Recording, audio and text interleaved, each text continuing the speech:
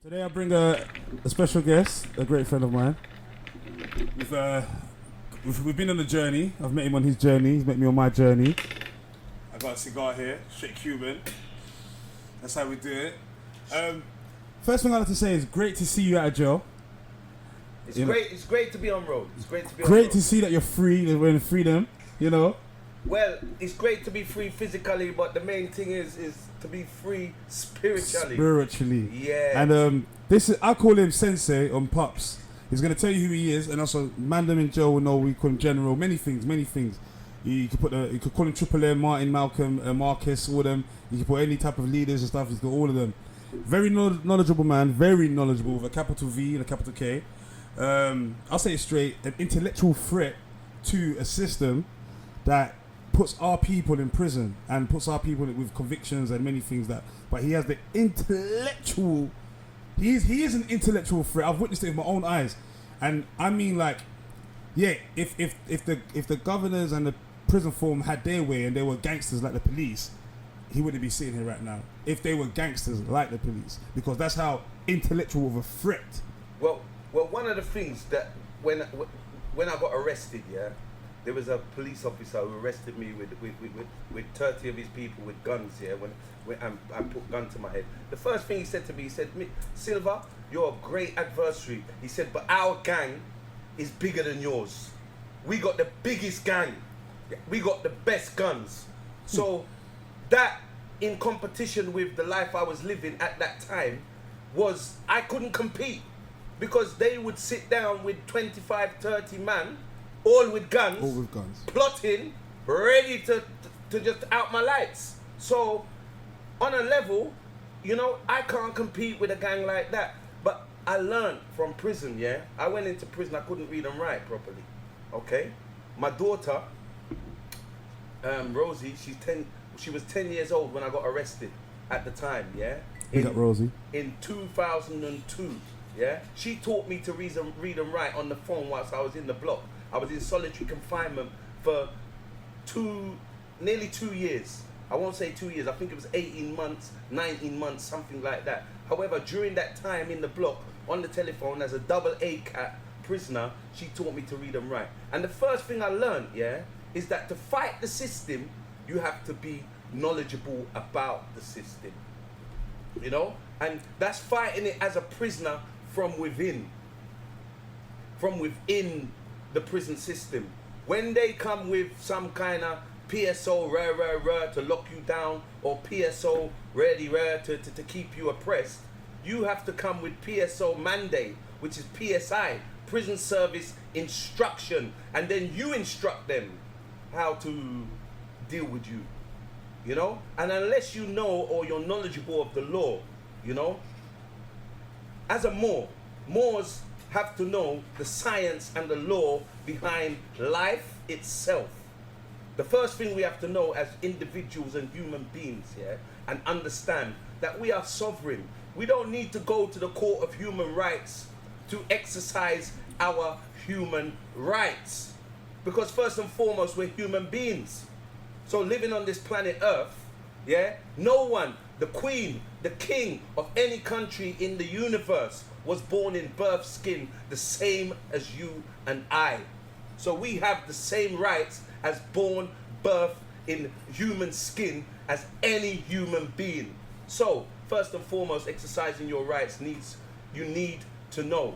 You can believe whatever you like and say, I believe this and I believe that and I believe this and I believe that. But I could find a formula to prove your theory wrong. But if you know and you exercise your rights in learning what are the facts and what are the true facts, then you can exercise your rights as a true sovereign on this planet Earth. That's very powerful. I was going to say, going back to what you just said, because we didn't want to let people think, what's he on about? Being knowledgeable is one. Whatever system you're in, if you're in a prison system or if you're working in a certain place, you have to also know your rights as a human being. Being a human being on this planet, yeah, we are governed by authorities. Now, authorities say that they can exercise force and use force against me. I refuse to be forced to do anything as a sovereign on this planet Earth. Now, to do that, I have to exercise my human right as a human being. And to do that, we have to fight against authority with their laws, their legislation. And their legislation doesn't affect me because I am a sovereign human being. So with that mindset, that's what keeps you saying that should get people through in a situation. Because I was going to say what you said as well, we're all humans, we all have the rights to be treated the same as humans. How come we're in a situation like, let's say black people are the people of colour? Well, the first thing is I don't call myself or classify myself as a black man, because black means dead, yeah?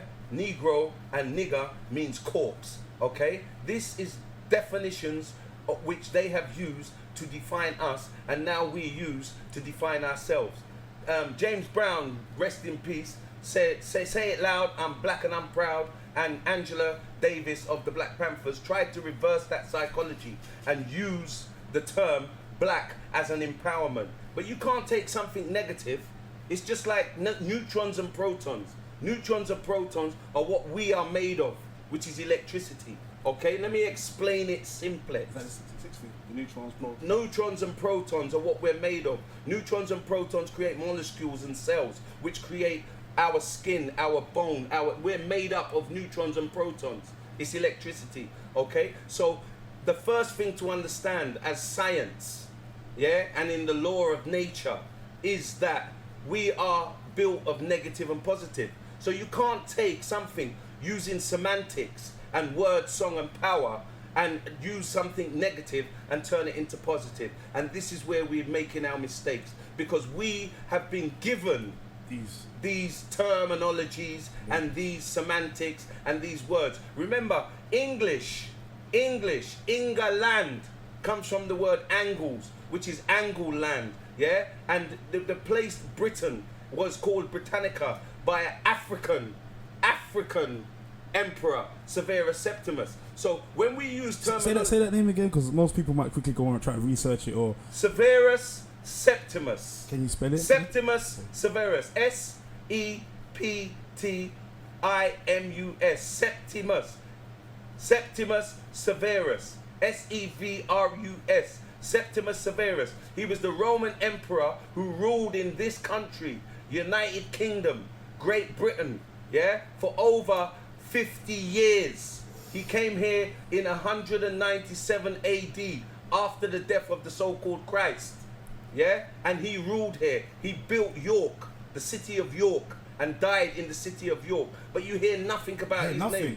Nothing at all. It's like the Moors. The Moors were here years and years and years ago, but all we see is these Welsh people doing Morris or Moorish dancing, and dancing up and down and ringing bells and doing our African dance to celebrate the May Day, the 1st of May. Their Moorish dancers are taken from the Moors who lived here thousands of years ago.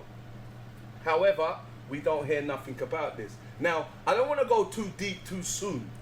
All right? So I want the people who are listening right now to understand, yeah, exactly where I'm coming from. Yeah? I don't want to obliterate any mindset or any thoughts that you have.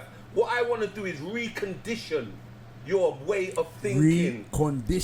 Your way of thinking. Recondition. You understand? So reset the mindset. My brother, scratchulous. Yes. Scratchulous.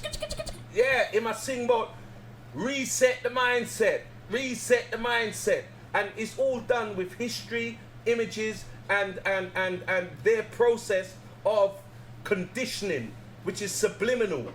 Some of it we can see, because some of us can see with our third eye. Yeah. Our third eye is a part of the brain which is located at the front. If you touch your forehead, that's where your third eye is. It's the frontal lobe of your brain, which is responsible for intuition and a higher state of consciousness.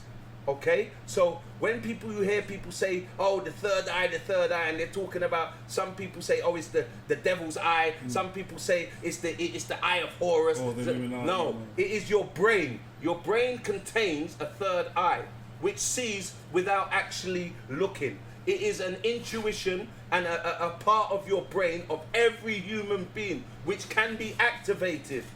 Okay? Especially for melanated people, we have a natural activation of our third eye, but we need to listen to it and use it. This is the 15th century. He's had, what, we're in the 20th century now. He's had 500 years of this. Not slavery, this is brainwashing.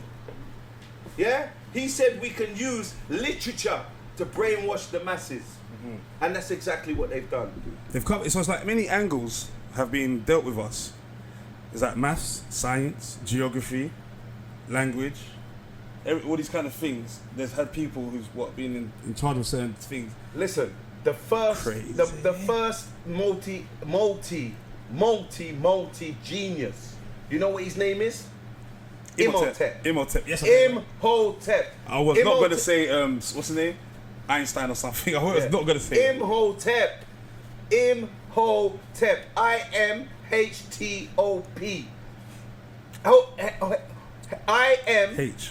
IMHOTEP. Excuse me. Yeah?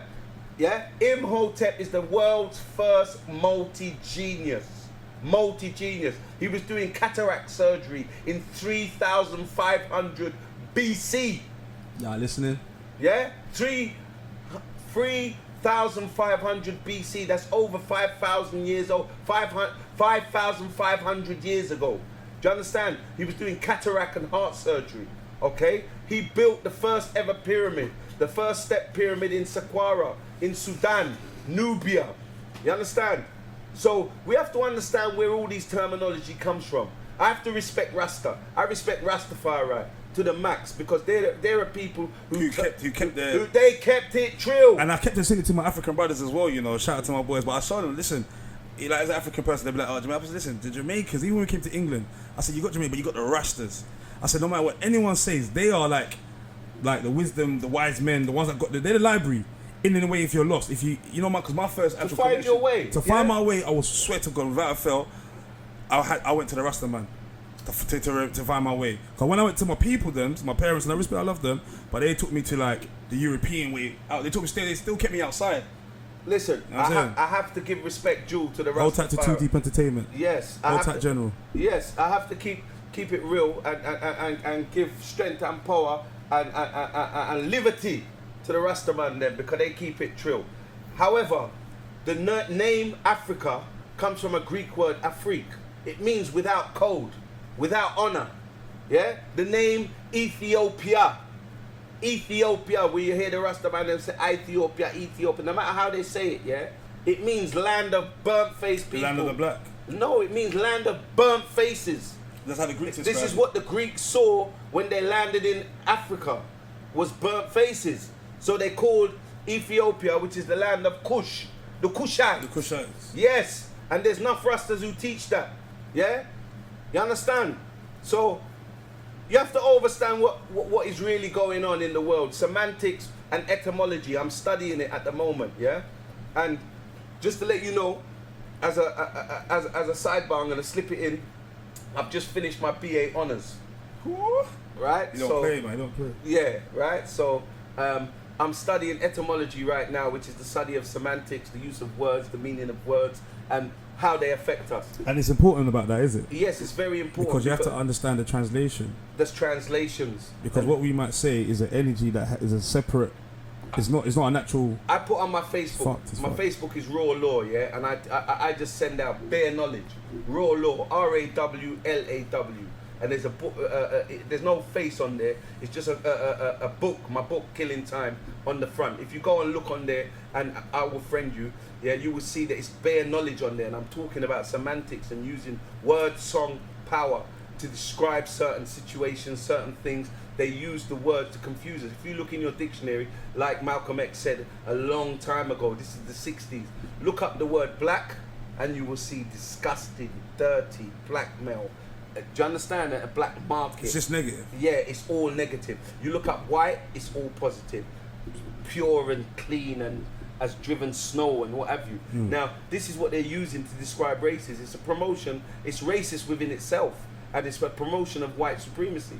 or so-called white supremacy, because it's not people supremacy, it's white supremacy. And then we start a Black Power movement, and the Black Power movement is talking about black means dead. So we got a dead power movement. And that's because that is because you come from the side of knowing what these words mean, knowing the semantics, and knowing how it knowing the semantics, and knowing the meaning of these words and the use of these words. Like I said, a guy named Swedenborg in the 15th century, when they formed the first universal Illuminati, Swedenborg, they used to talk to the dead and deal with the arcane. So if you look up the word necromancy will tell you exactly what the word black means. It means corpse, okay? And Swedenborg said within 2 generations they can have the whole world following them and subliminally brainwash to their ideology. And that was Swedenborg. That was 500 years ago, and it is in play right now. Right now. So we're basically, even though we feel we are who we are, they also know we are who they designed. That's right. Did you get that? You understand that, right? Yeah, say it again. Basically, even though we might say we know who we are, they definitely know who we are is because what they designed. So we are what we designed. And they know what actions, what we're gonna do to try and better ourselves, what we're gonna do. And the first thing they done was the divide and conquer. That was the biggest one. Because you look at all of us right now. Right now. We got no unity. No unity. We can't rise up together. And the first we can't think as one. As one. Yeah. And that's what I believed even in the olden days, even Imhotep's times, even though they did what they did. But I believe that there was a thinking state in the African mind, or the mind of our people. No unity. But they had a one mind. They had a oneness. A mass. A oneness, yeah. You see, what happened to our ancestors, yeah? We invited the Greeks and the Europeans into Africa to learn. The first university, Timbuktu, and then you had... Heliopolis. Yes, that's right. And all these universities, we invited the Greeks, and when they came and they created their own knowledge, you got Socrates, Parmenides, and the people, Aristotle and Herodotus, who documented all this information where they learned from yes, that's right. They learned from our ancestors, and then after they learned from our ancestors, they came back with warriors and killed all of them, murdered all of them, and then they created their own dynasties, because you got the dynasty of Cleopatra's grandfather, Ptolemy. In Egypt. Is that the 21st dynasty? Or the 18th? Where does it stop from us? No, the 18th dynasty is Akhenaten. Akhenaten was the most powerful. Akhenaten was the one responsible for monotheism. Monotheism is religion, if you don't know. He created the first ever religion which worshipped one God. He's responsible for that, because they used to worship a multiple of gods. Do you understand? And he broke down all the statues and created the religion of the Aten, which is the worship of Ra, the sun god. Do you understand? Aten, that is Akhenaten. Akhenaten, coincidentally, is similar to the story of Moses. But look it up. You know, we've got all these different stories which are created in his story, and we have to find for ourselves our own stories. Our stories, so that we can learn from our ancestors. Our ancestors talk to us all the time spiritually, but like I said, you need to listen to your inner self so that you can learn these things, because it's all there. Where the lies are buried. You look where the lies are buried. You know where the lies are buried? Tell me, is it in a library? In the library. The library? Yeah. Is where the lies are buried? That's where they're all buried. In the library? You go to any library, you can look up and find, because the Europeans were so proud of what they've done, they calculatedly writ it all down and documented it and gave it to us and said, here, that's what we done, this is what we do. And then they give us lies.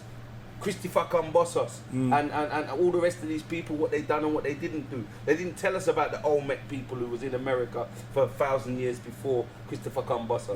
They tell us about the Grimaldi stages. The Grimaldi stages within England itself. That's right. The Moors who was here in England and Scotland and created the tribes of Scotland. Do you understand? They didn't tell us nothing about the Black Queen. The Black Queen there was two. Queen Philippa, whose son was the Black Prince. who they talk about on King Arthur, and you got Queen Charlotte Sophia, who was married to Edward III in the 13th century. She was sent for from the family of Honnold, which is Holland, from a Spanish so-called black family. You understand? There's descriptions of her in the library where all the lies are buried. Where they talk about her wide nose, her flaring nostrils, her big, full, voluptuous lips. Definitely sounds like they had no plastic surgery back then. Yeah, they weren't doing no lip surgery. No, there was no lip suction and all them kind of thing, or whatever they do. It was all natural. Natural mystics. And he married her, and he loved her so much. Right now, if you go to the cathedral in Westminster, in Westminster Cathedral, there is a bust of her, which is carved in ebony. Because he loved her so much, he carved a big bust of Charlotte Sophia and it's in Westminster Cathedral. I don't know if they've hidden it now. Probably. Yeah, more likely. And this is but it's a true story though. Yeah, it's real. It's real. Everything I'm saying is real. Real, recognized real. And everything I'm saying is real. It's the truth. I've researched it. I've looked and I've seen it for myself. It's just like Cleopatra. The themes and the publication of the film Cleopatra, it's got Liz Taylor starring in it. Yeah. She's painted white like a geisha woman, yeah? And Cleopatra was an African, yeah, dark-skinned Nubian. You understand? And she was a powerful queen. She weren't no dotty slut who was sleeping with everybody who come through. You understand? She was a powerful queen. She was politically minded, economically minded, and warfare minded.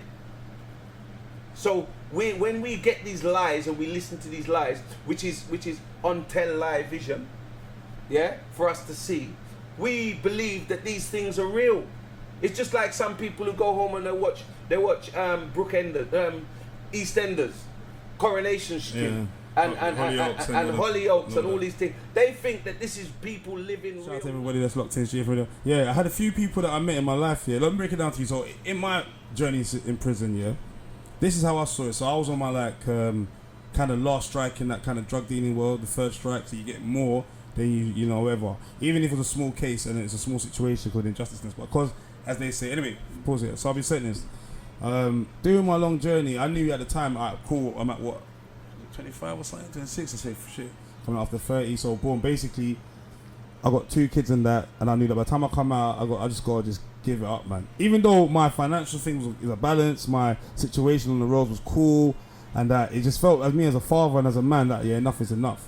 So I made that decision myself because of my intuition from even growing up. I've always kind of wanted to do things to get out, not to do things because it's fashion. I wanted to just go into crime and stuff because I didn't want to work for no one. I didn't want to work for no business that was a white people. I just didn't believe in it. In education, in school, it wasn't me. I was always looking away from it because I saw it. I didn't feel it. Certain things I didn't feel. When I questioned, I was getting detention and stuff, whatever. So I knew in a way that there's something out there that's for me that I can do for myself, and that there's a system that's doing for my family and that I don't agree with. That's just natural. Anyway, so in prison and stuff, before that, my natural state of mind is that when I'm in prison, it's like this. I'm training myself.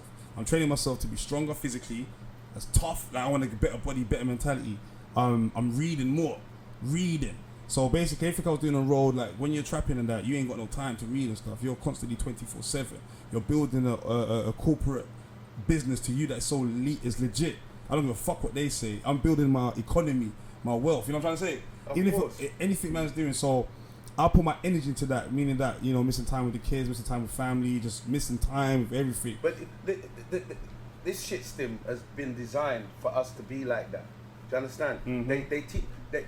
They teach us to dress with our trousers down our backside, and this has all been a mindset which has infiltrated into the minds of our youths, and then we take it home and we give it an act and do what they're doing. If you think about children, our young people, the little people, they don't know nothing. They come out with empty minds. Everything what is placed into their minds is by us at home. Do you understand? Because it's learnt behaviour. Mm. Then when we go wayward, we don't adjust. We don't adjust to the schools. We don't adjust to the teaching system. We don't adjust because we haven't had that at home. Like Prince Charles and his son William, they teach their kids from 6 years old to read the Independent and the Times and the Stock Exchange and learn from before they even reach 2-3 years old. They're learning riding horses and doing these things. We might not have those things, but we could sit down with our kids and teach them just education of the home, brushing their teeth, cleaning themselves, writing their own name. I've worked. I came to this country in 1963. I was born. Yeah, I'm 57 years old now. 57 years young, right? And in the 60s, my grandfather lived in St. Stephen's Gardens. My father came from the Caribbean in 1952 to be with my grandfather, with my mum. My mum's name is Love. Love her to the max. That's my empress. That's my world. That's the key to my universe. My empress. Yeah? Love. That's her name. Yeah? And Silver is my father. Now, they petrol bombed our house in St. Stephen's Gardens, Rackman, during that time. And I was moved and shipped to Grenada with my brothers. I was, I think, 10 months old. And I grew up in Grenada in the rainforest. That was the best education. In the jungle. In the jungle. I'm a junglist. Trust me. I was brought up in the rainforest, learned how to feed myself from the age of 5. How to fish, how to hunt, and do things for myself. And I came back to this country when I was 8 years old. And I worked on Portobello Market for a guy named Lenny Kane. He's a so-called white man. I love him to death.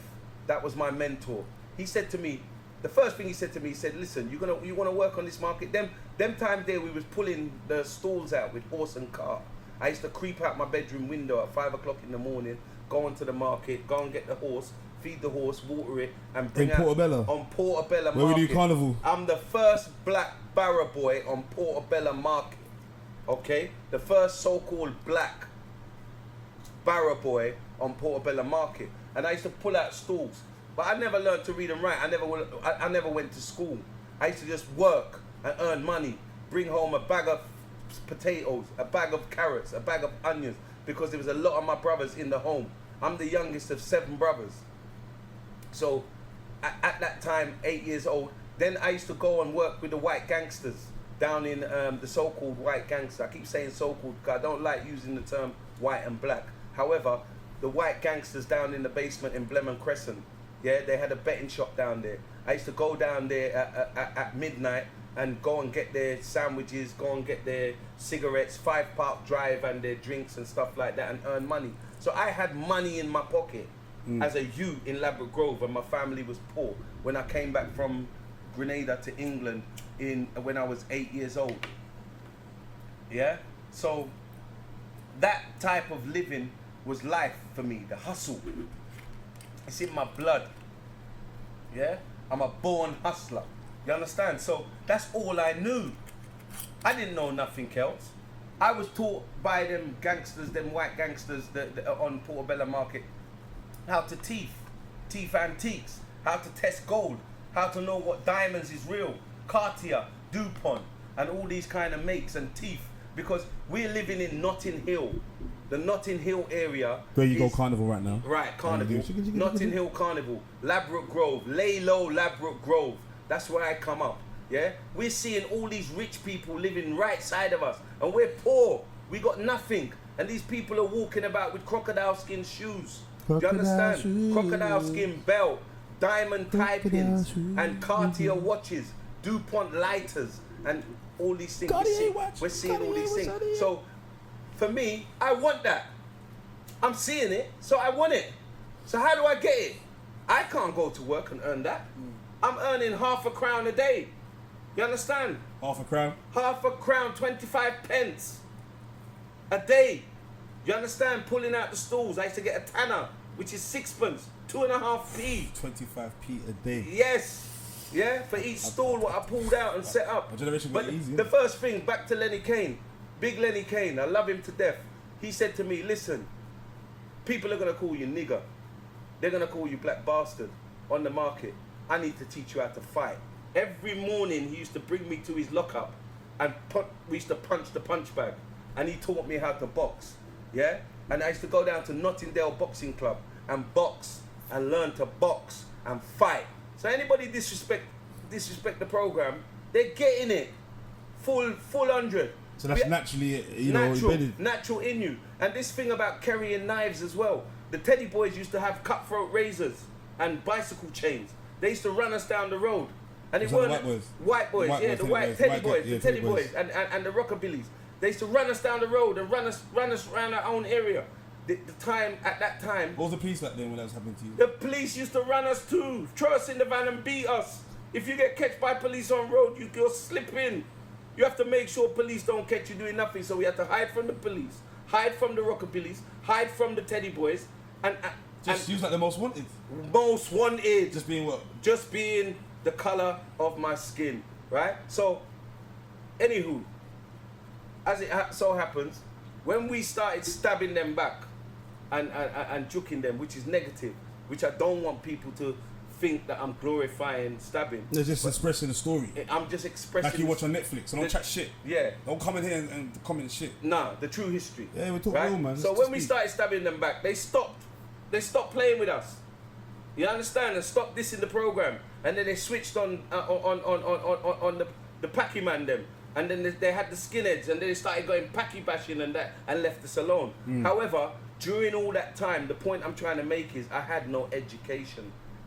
Do you understand? I knew how to count money. Your education was surviving. Survival of the fittest. Street survival. Don't forget that. Yeah, road survival, gully side survival.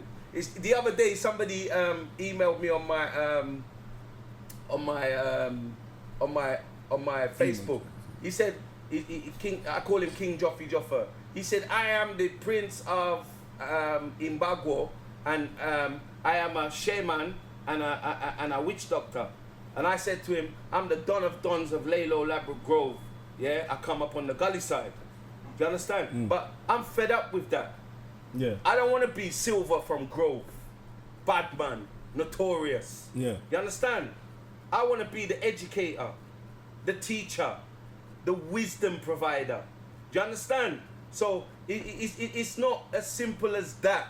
Do you understand? It's not as simple as that. We have to educate ourselves and build a unity so that we have a power structure, so that economically we can work hard and make money and put money into our own business. I said to someone the other day, I'm opening a shop on Portobello Road with Rosita Lynch, which is my mentor's daughter, yeah, and that I want to do some business. Locked and into the streets and locked into a society where things are going on that you might call that is serious.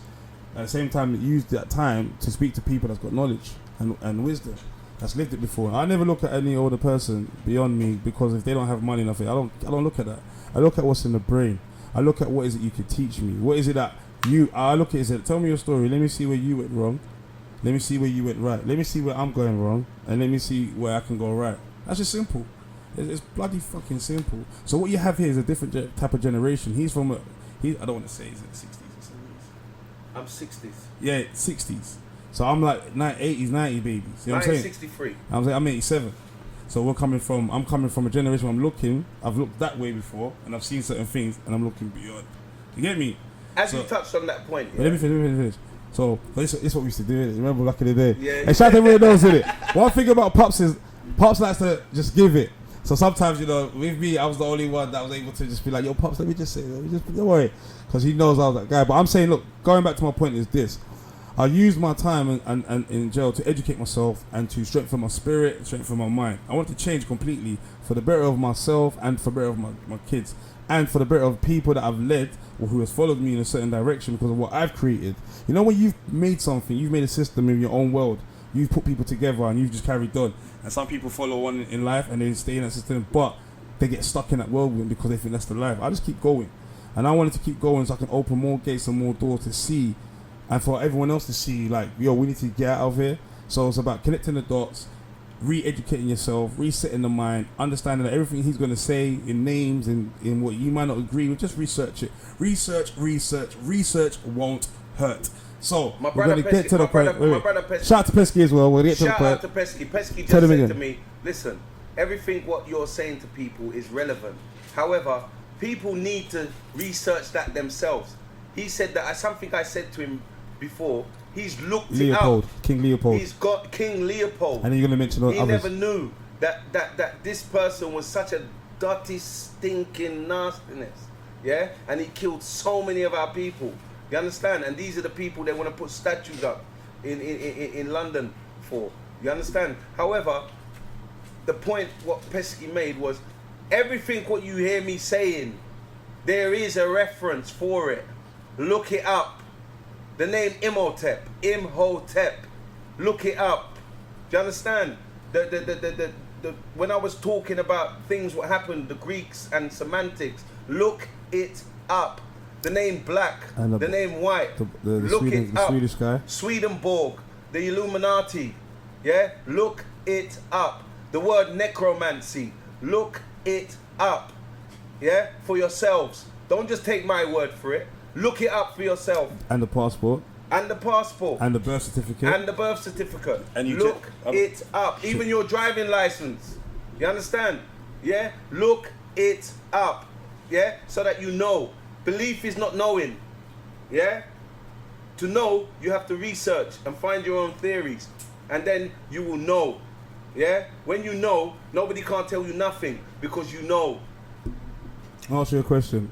In this current situation, to bring back to time, there's a pandemic now, another pandemic with the black race or the black world or with the human world or what's going on, Paz? What's your preference of it? And especially like with the protests, with Black Lives Matter and with who you seeing as where our people are going. Do you even understand what's going on in this current situation? Like, listen, I can't take away nothing from the Black Lives Matter movement, yeah? My daughter is profound in it and my grandchildren are protesting. You need to protest. Nothing. There's what I'm saying is there's nothing wrong with the people, how people feel. No. And there's an organisation that's given a stronghold. It's the organisations. It's controlled opposition.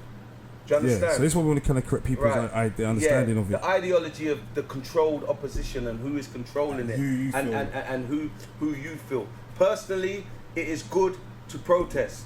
The revolution must continue because we won't get. There is no peace and justice without war. And it doesn't have to be a physical war. It can be a mental, intellectual, financial, economical war. Do you understand? And this is what we've been going through since time immemorial. So we have to continue that struggle. But know, when you're committed to that struggle, who and what you are struggling for. Big up the Black Lives Movement. You understand? Because they're doing something. At least something. Yeah? But know who you're doing it for and what is the end result.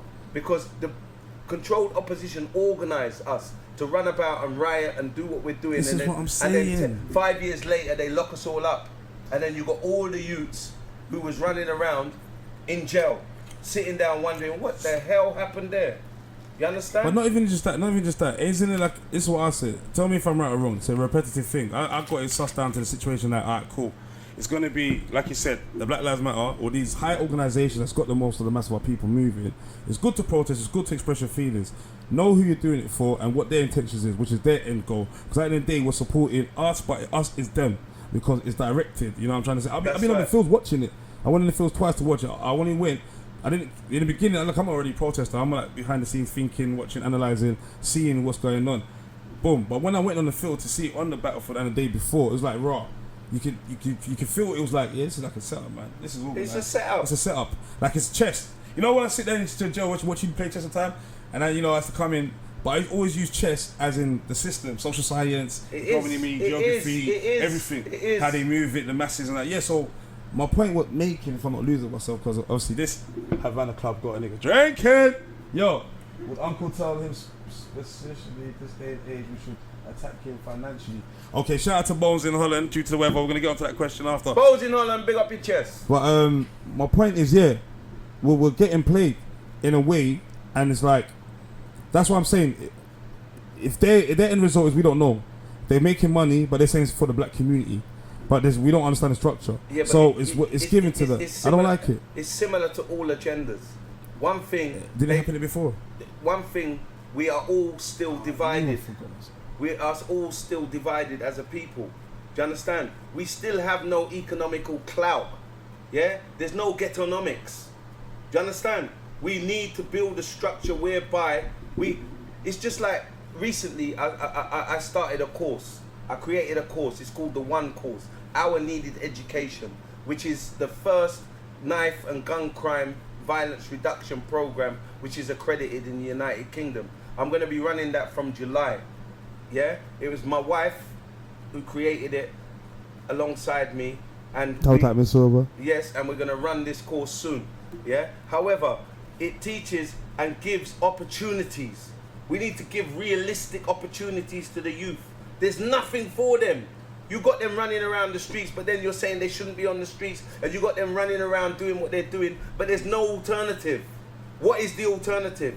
You understand? You say they can do this, do that, do this, do that, but there's nothing there. When they go for the opportunities because of the colour of their skin, they are back down and suppressed. But this is what the people are saying they're fighting for. This is what they're saying they're fighting for, which I think in your time you don't probably fought for as well. Equality. Fighting for to be accepted in a system that should push more of our people into their system. Listen, we're fighting for a system that kills us, murders us on a daily basis. Yeah, we're fighting for a system that oppresses us, that degrades us, that degrades us, and keeps us suppressed on a daily basis. So when you're fighting for that system, the only solution that some people see is to be a part of it. Do you understand? So they have to be a part of it to earn their thing. So not everyone can be a university graduate. Not everybody can be a PhD doctorate. Not everybody can be in the university learning. However, you'll find... Is that because that's how it's made? Or because obviously not everyone can, because everyone's got their own type of way? The streets of London are paved for a certain individual, the Europeans. It's paved for them. When our forefathers and our parents and our aunties and our uncles came on the Rinrush and the different ships, my family docked at Southampton docks. Yeah, they came here thinking that the streets were paved with gold for them. Yeah, but it's not. They just came to work. They came to be labor force. Labor force, yeah. Right, slavery. Yeah, their chains were on their foot and their hands, but it was on their minds. Do you understand? My first thing my mum wanted to do when she came to this country was to find a church so that she could thank God for everything what she's doing. And then the little change what she got, she put it in the little basket.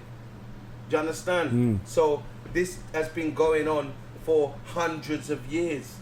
When they brought us from the Caribbean and Africa to work within their shit stem, they decided at one point in time we need to get rid of them, because once they've done the work, and that's why Theresa May, the dirty stinking nastiness, Firebon, she decided to have a program, an aggressive program to get rid of African and Caribbean people. They had a bus driving around London saying go home. There's stories and stuff, but because I'm more searching to the African history and the connections in my path, I'm still on my journey.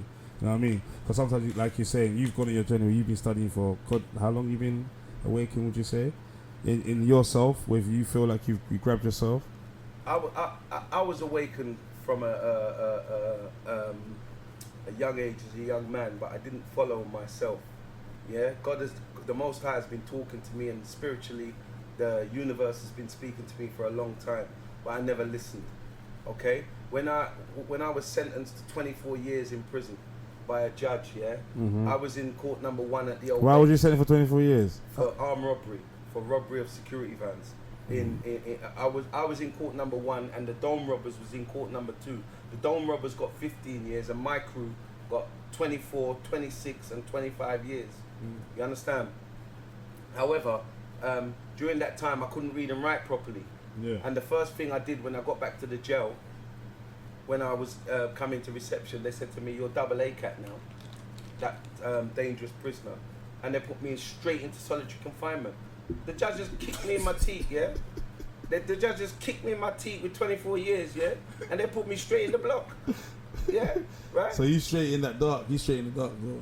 Right. You can't see nothing. You don't see no life. No light. No life. No light. No light. No life. No nothing. So I'm sitting down in a cell. Basically dead. You're deader than dead. Yeah, in Hellmarsh, Belmarsh prison in Woolwich. I'm sitting down in the block, yeah, and I'm thinking, look at this. The judge just gave me 24 years, yeah, and now I'm sitting down in the block. Me one with myself. I had a pen and a book the solicitor gave me to write about the tribe. It was empty. I couldn't read and write. So the first thing I said to myself, I could read slightly and write slightly still. Yeah, I won't lie. So I wrote down, I said, I have to write an agenda. So I said to myself, first thing, I'm not gonna follow their agenda.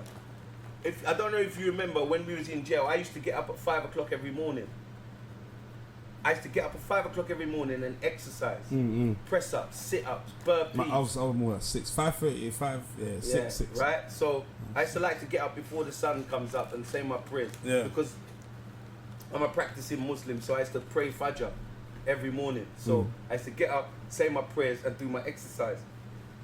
And then my daughter started teaching me. She said, Daddy, Mommy said you're not going to come home until I'm grown up. She was 10 years old. Yeah, love you, Rosie. Right? So I said to her, how are we going to communicate? She said, but just phone me. But then, as a double acre, I had to book the phone. And if I phoned and it was engaged, that's my call done. It's done. That's yeah. it. So she said, write to me. So I said, I had to learn to read and write. So what I used to do, I used to write and draw pictures and send her drawings of lions and drawings and things like that. And then she taught me to read and write. She was doing her +10. Then I took my entry-level maths and English from the block. Then when I went on the wing in Franklin Prison in Durham, I put in for GCSE. I done my GCSE, 3 of them, maths, English and history. Then I went on from maths, English and history, and I met a woman from the Prison Education Trust, Anne Crichton. Bless up Anne Crichton still. Yeah? And she put me forward to do an introduction to Open University. So it was an access course. So it was 5 O levels.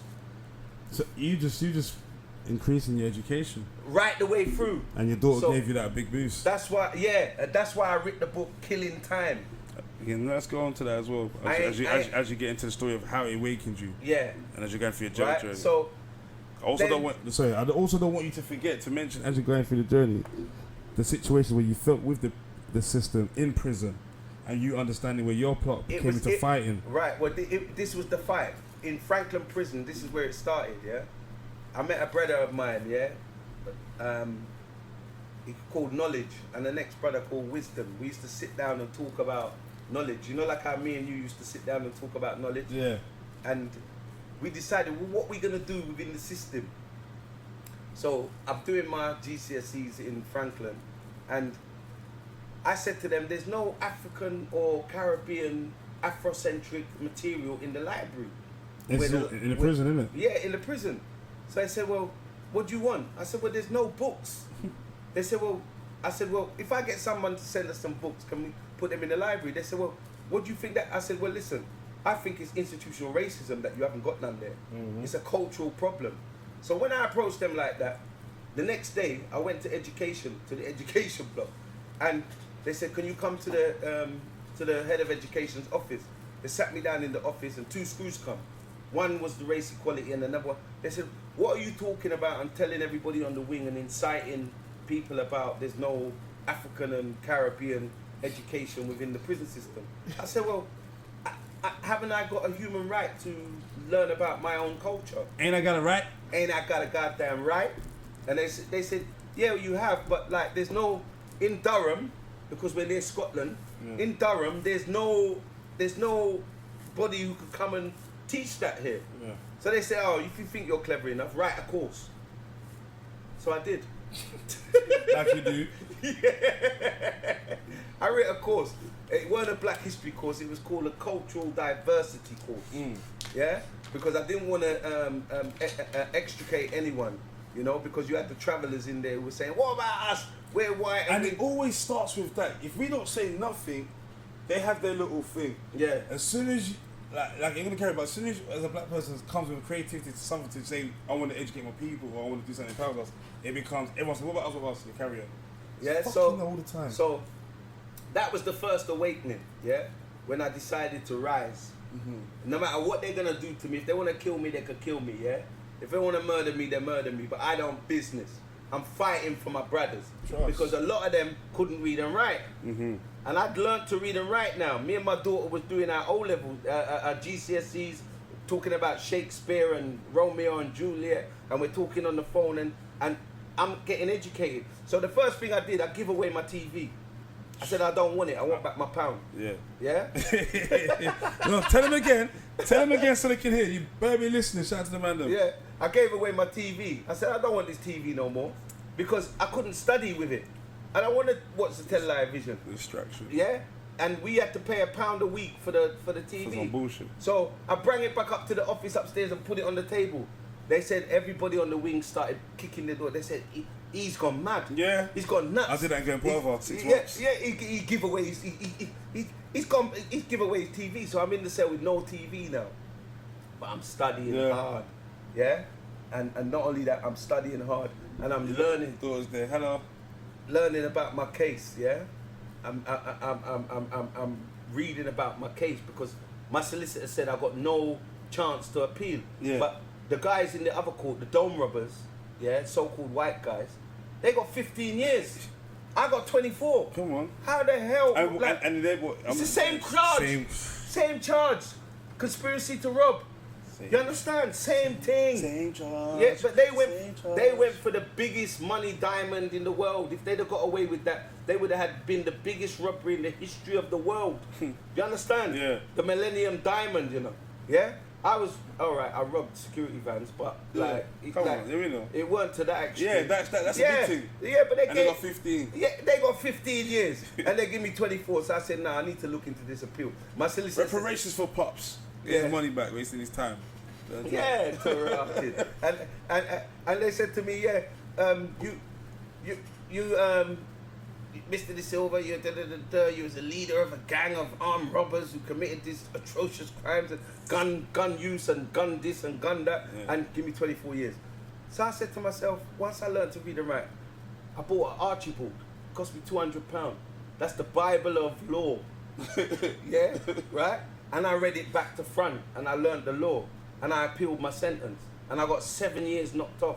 Whee. Yeah, because I appealed it myself, and because I learned and I taught myself the law. Did you represent yourself? Yes. How you mean? Shout out to Flame Valley as well, because he does that as well. I've been in the case with him. And I got 7 years knocked off, and all of my codees got sentence knocked off as well. You understand? So it's a deep thing. Listen, let me show you about the prison system, yeah? You go to court, yeah? It's a ship. The captain of the ship is the judge, yeah? And the judge is sitting there to judge you. You're in the dock, yeah? Which is dry land, yeah? Right? And you're represented. You're not even represented. The solicitor presents your case. And the first thing the solicitor says when he messes up or he F's up your business is, oh, you're my instructing client. So we have to learn to give them instructions. We can't sit down in jail and let these people present our case and we don't know what they're saying or what they're doing. No, because they don't give a shit. They don't care. And the thing is, they're the only ones who could talk to the judge. So you're in the dock, then you've got the solicitor, and the solicitor talks to them in Latin, so you don't even understand what they're saying anyway. It's right? True. That's the system. That's the system, how it's shit. You can't even talk and present your own case. So if you're people that's marching and fighting, make sure you fight for that as well, yeah? Because a lot of us in the UK, a lot of your people, a lot of your brothers, your fathers, your uncles, a lot of your sisters, your mothers, a lot of our people are in prison because of an injustice cause within the court laws, within how they translated things, how they even, how they do things in their evidence and all that shit. There's been a lot of us and of our people that's been in jail for an unnecessary time of length, and they've given the oppositions shorter lengths. So go fight for that as well, innit? When you got people, I've seen people charged with murder. But because they got money and they got a good barrister, they go forward and they beat murder charges. Do you understand? So certain brothers have been in jail for murder that they proved that they didn't even they haven't done, and they're still in jail. They're still in jail. 27 years. Yeah, we know he's innocent, but we need the evidence. Do you understand? But there's no evidence that he's guilty. There's not. Yeah. Just because you're saying it, Yeah, and then just, you put something together, but it still doesn't prove it because you've put it. Just because you said I've got water in a cup. We need to build some opportunities so we don't become a part of this shit stim, you know, and in and out of jail. I've been in and out of jail since 1979. 1979. 1979. No, this was still on. Carry on. Yeah. 1979. Yeah, I went to Wormwood Scrubs on. He give it to the top. Yeah. He's like, yo, why you gonna cut me out of that TC? Trust me, you don't know. See, Joe, anyone that knows pop shit knows words. The headache you get, for cutting him out. Don't worry, I'll chastise him when we cut off. Yeah. You saw the look he gave me, innit? Go on, pops. Right. I profess to manifest whole words into living flesh. 12 jewels of Kemet is what I profess. The first 3 jewels, knowledge, wisdom, and understanding, must be gained so that you can attain food, clothing, and shelter. When you can gain food, clothing, and shelter and maintain that and look after yourself, you can gain justice, freedom, and equality. I'm talking about justice unto self. Be just and treat yourself good, but treat others how you wish to be treated. Treat your wife good because she will look after you. And then when you have gained those 9 jewels, you will most definitely gain love, peace, and happiness. And I would like to say, time waits for no man. So in that time, man must use that time and make sure that when it's their time, they're able to utilize that time. Sounds crazy, right? So basically, there's no such thing as time in it, but there's such thing as gaining knowledge, gaining patience, gaining information, and then strengthening yourself, strengthening people around you. And then even if it doesn't matter if there's an opposition, if our own people against us, that's saying you lot chatting shit. If you know the end goal is positive, the thing that no one can argue is this. If your main genuine conscious thoughts and feelings is the fact that you want peace, you want humanity, the human race to be at a better place, you want the world to be, and Mother Earth and nature to be at a better place, you want people's spiritual kind of thinking to be a better place. You want, they also saying that we've been living in a world of destruction for so long. Even if it's a year or 2 or 50 years or 100 years, let's just have that world. What I'm saying, that brings peace. That's what I'm saying. This is great and this is powerful. But what I'm saying is, if I'm gonna rise up, I'm gonna pick up my brother, and he's gonna rise up with me. It's just like TC called me here to talk to you guys today, When he's rising, he's gonna bring me along with him, and we're gonna rise together. Listen, a struggle shared is a struggle half, but a power gained and shared is twice the power. Twice the power. Twice the power. Remember, I'ma tell you. Shout out to Iron Zion. That's a poem that's made by Mr. Lissil. And his book, he's got a book called Killing Time. Let's not forget, let's promote your available social on media. Amazon. Tell them. Available on Amazon. It's only a tenner, and the money goes to a good cause. Let me tell you, true stories here. Now, this is what I'm trying to talk about when I talk to my people about the prison system and why I even say to even the girls and the people that think like, when your man's in jail, forget him and stuff. You don't understand what goes on in that prison. It's still another kind of slavery mad thing. Now, check this out, real true stories. He's written a book here, so jail's supposed to be about empowering the people supposed to that do better, give us the opportunity, the platform.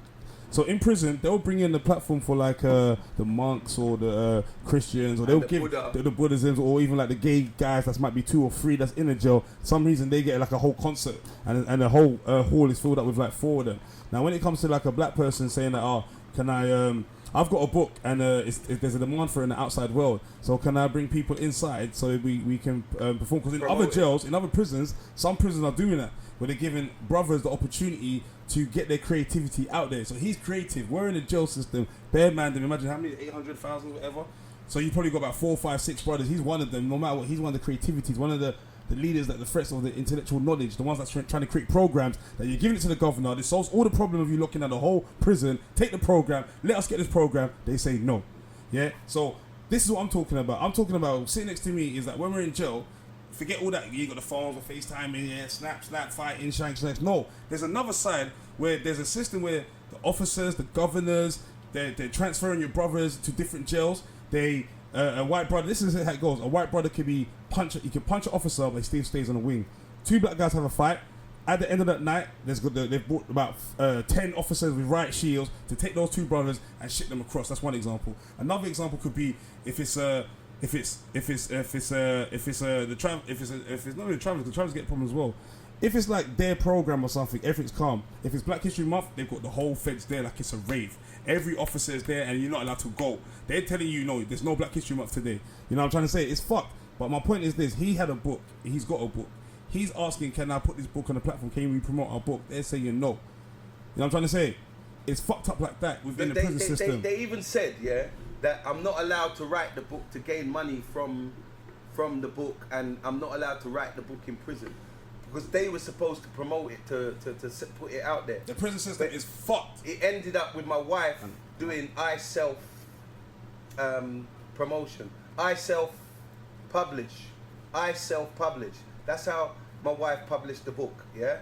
And put the book out there. So when we had the Black History meeting now, I bring the book. Black History meeting in jail is nothing to do with black guys. It's to do with the guys that they choose as snowballs. So the guys that represent them, the guys that they don't want to speak up to them, the guys that when something's going wrong in the jail, a man is speaking up, you can't be involved in our meetings.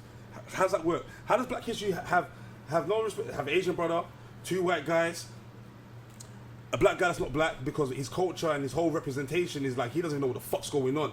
He ain't got nothing to say. You're talking about a prison system full of mandem and guys that are, you look cool, violent, rage, they're lost, whatever. Cool. You're supposed to educate them. What kind of education do you think happens in that prison system? Yeah, so I want you lot to fight about the education that they put in the prison system. Because there's no self-knowledge of love. There's TSP, think, skill programs. If you're going to see somebody, think, stop. Tick box. You know that tick dumb box shit. Exercise. Yeah, but you separate things. See the Muslims, when it's a Muslim religion, they get their thing. Yeah? See when the travelers get it, they get their thing. You see if it's a Christmas, they get their thing. See if it's Black History Month, I hate it saying that, but when it's that one thing that you as a black person, you can utilize. You can have your curry goat, your rice and peas.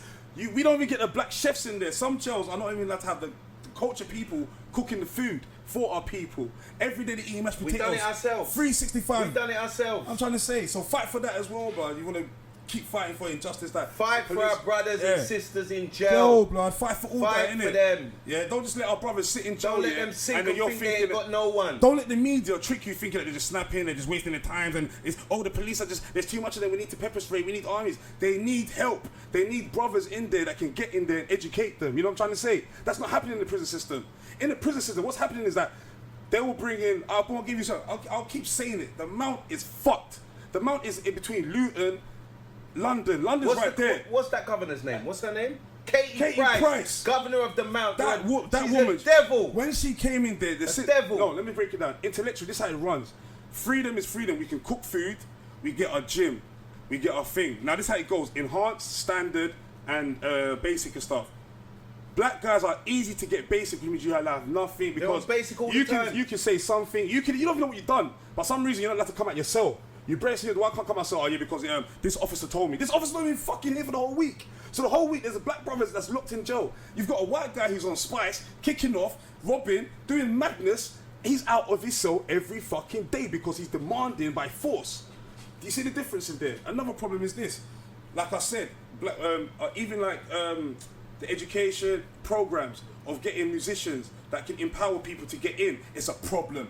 But they can get in gangsters or white guys who say, listen, you need to stop committing crime. I was once a guy that committed crime. It's like some known white. He's not even a gangster. He's just some guy that went gym. Listen. But when you want to get people for our people, our brothers that's in that system. Black Lives Matter in jail. In jail too, blood. Don't fucking forget. All this Black Lives Matter on street. There's people being murdered in jail, suppressed, oppressed, and kept down, locked up. They're locked up already. And then they're locking them up in the lockup. 24 hours in a cell. Bringing food they still to got corona in jail. What fucking corona you got in jail, blood? Come on. Officers want to take time off and have their break and fuck this officer and fuck that officer. Fuck that shit. You got my people in there who need education, need help. You got black women in there who are fucking CMs, SOs, and they're fighting a mad battle. I'm talking about your own mothers and your own aunties who work in the prison system who even have to fight their own problems. They're suppressed. Because This is how it goes. It's what wake up in the morning, everyone's door gets open, but the black guy's door don't get open because the white officers want to open that black guy's door because they have their own intuition feelings. No problem. There's no legit reason. Personal. It's personal. The black man opens it. That officer gets caught to the office or gets ridiculed, gets moved off that wing. So your support, that prisoner who that one person can free him because of a natural rule, there's nothing wrong with you, is now taken away. So there's no power once again. Now that person's still getting picked on. There's weak black brothers in there who get battered because they're not like them like us who are strong. You see in jail, let me tell you where it is. You've got there's a certain racism there with white guys who pick on the weak black boys that yeah, man them because we know they're weak. In our world, they are man them, but they know their place. But when they're in that prison system, these officers pound on them. They take them into block. They beat the shit out of them. They keep them away. You know what I mean? Next thing it's real, like. Of course, real shit. Real, it's real personal. shit. Shout out Fat Mac. Sorry, I couldn't even see. You know what I'm saying? You know what I mean? It's real shit. Yeah, It's real I shit. shout. I said Akala was in there, Black History Month. All right, cool. They're making a change because of what? Because of the fight, though. Don't forget it's the fight. Man fought for that. Man was fighting. Let's not forget the generation of 3 years ago or 6 years. After we done Black History Month. How many times in a row was man fighting and preaching and getting things in? Shout out Rich 32 After came we as well. done Black History Month in the Mount, yeah, I started Alright, shout out Fat Man, throw the man them. who's that? Biggs. No, I think remember what's shout out, big man. Big up your chest. Big up, man. Big He man. knows who he is. Big up your And shout out chest. Carla, respect. But yeah, Carla, you get the respect, point Joe. I was saying, bro, because you know it's like that out there in Joe, bud. Respect, Joe. Respect, what I mean? Joe. Everybody who's We want our listening, people yeah. also to free you lot as well. Reduce the sentences that need to be reduced, innit? Stop giving paedophiles 2 years, blood. What are you talking about? Yeah, a man gets his first strike for drug dealing. He didn't even have pebs on him because he's got the phone that has 2 cats ringing it. Yeah, you give him 6 years. But the paedophile that's got caught with a kid and shit and all that dumb, you give him 2 years. Ruining people's lives. Think about it. Yes, man. It's different, man. It's different.